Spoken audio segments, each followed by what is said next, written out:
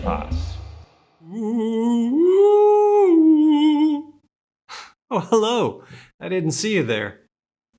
My name is Pete. I make the Instagram videos here at Make Noise. And this week, Walker and I are doing a Freaky Friday switcheroo, where he's making the short looping videos on Instagram, and I'm making the long talking video here on YouTube. If you want to see what he's up to, head over to our Instagram channel and check it out. And in the meantime, stick around here with me, and let's talk about 5 QPAS patches I like to use with drum loops. This first patch is a kick drum enhancer. This is the simplest of all the patches we'll be doing in this video, and it always sounds great. It's a bass-heavy patch, so if you're listening to this on a phone or a laptop, you might want to plug in a pair of headphones. We're going to monitor the high-pass outputs, and I know what you're thinking. Doesn't a high-pass filter cut the low end? Yes. But a resonant high-pass filter lets us accentuate the cutoff frequency while preserving everything above it. Start with the cutoff frequency, both radiate controls, and Q fully counterclockwise. Increase Q to around 10 o'clock and start increasing the cutoff frequency. You should start hearing the filter's resonant peak as we increase the cutoff frequency.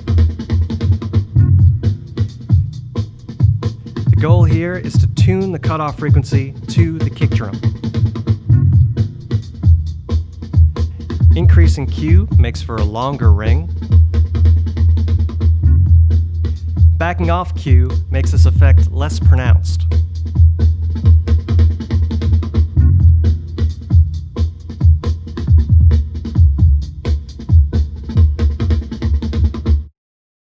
This next patch is only slightly more involved. It's called Transient Shaping. It's a great patch for shortening the length of the sounds in your drum loop.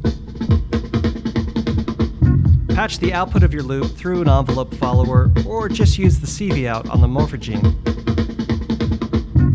Patch the output of your envelope follower to the level CV input on QPAS. QPAS's input VCA has an exponential response. And patching in this way has the effect of shortening the sounds in the drum loop.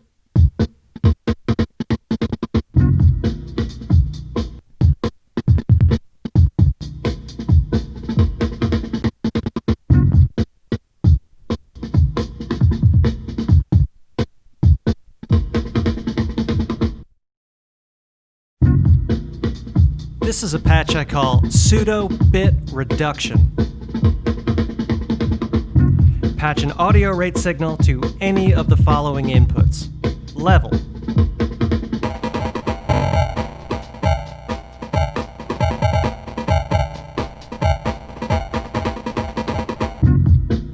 Q.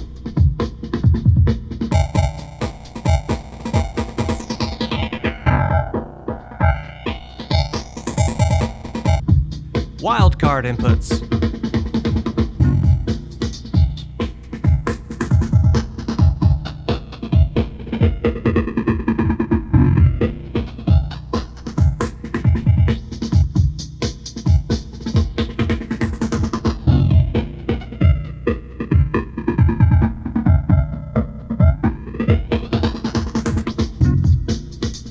Or we can route this output through a mult and then patch it to a bunch of places at the same time.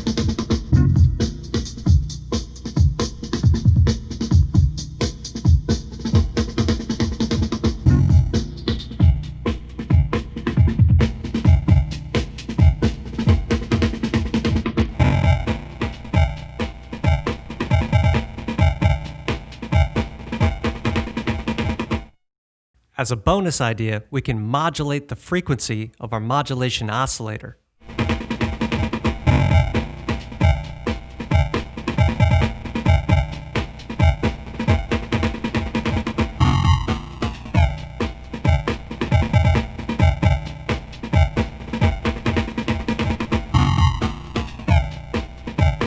We can also use the Transient Shaping patch from before.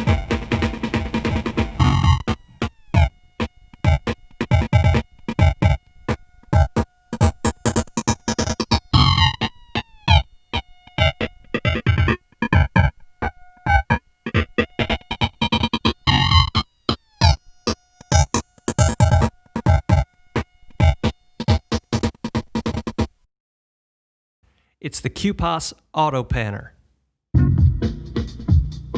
In order for this to work, Q and the radiate controls need to be fully counterclockwise. Patch the left low-pass output to the left monitor, and the left high-pass output to the right monitor.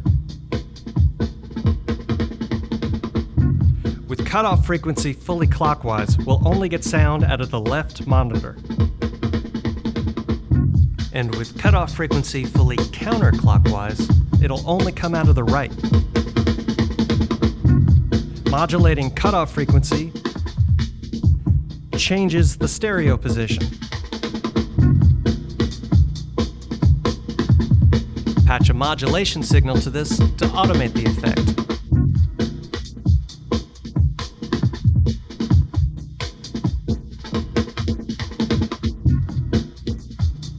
And if you're wondering, this definitely works at audio rate too.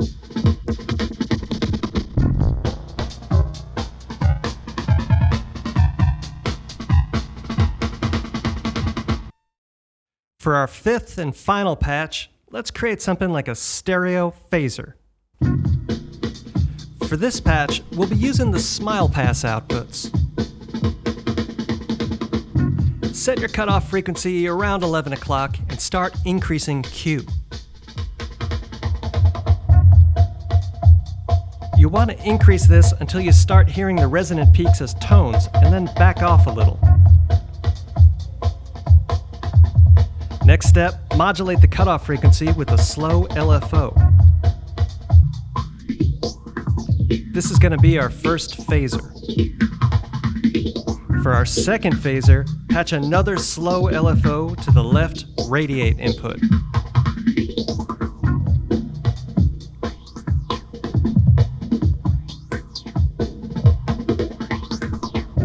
For old time's sake, let's bring in that transient shaping patch again.